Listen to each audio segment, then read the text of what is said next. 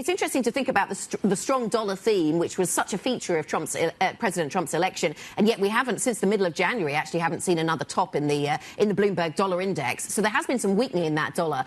On top of that, you see some strength in the yen. I wonder your latest thoughts on how resilient the dollar can be. I don't think it can be resilient at all. I think 2025 is the year of bearish dollar. And I think what's interesting is that everyone is fighting the dollar weakness at the moment.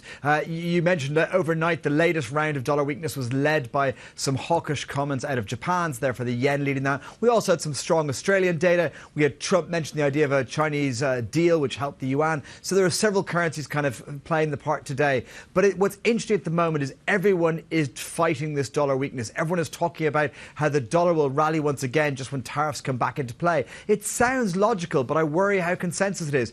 And we're just talking about the German elections there. Everyone is saying that the German election result will be bad, and that's another reason for why euro-dollar will dip down towards parity.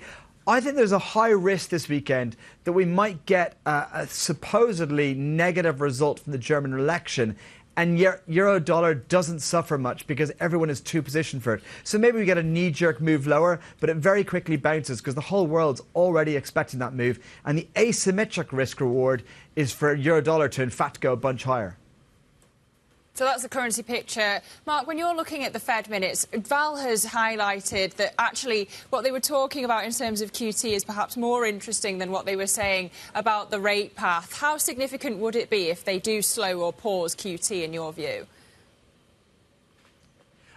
I do think it was more relevant, but partially because the minutes otherwise on policy are completely pointless. We have so much uncertainty about what the administration is going to do policy-wise that we can't. The Fed can't really give any guidance. So, you know, that they have to wait and see what Trump delivers on policy and what that means to the inflation path. So the rest of the minutes had no value, which means, yes, the QT argument was a little bit more valuable. I think that does matter at the margin, and that kind of helped kind of yields not kind of interpret a hawkish message from the minutes. But I still think we have to wait and see how that plays out. It ties in with everything, and essentially we're waiting to see what Trump delivers on tariffs and trade policy. So, Mark, very quickly, if Trump does deliver on those tariffs and trade policy by April 2nd, does that put hikes on the table this year?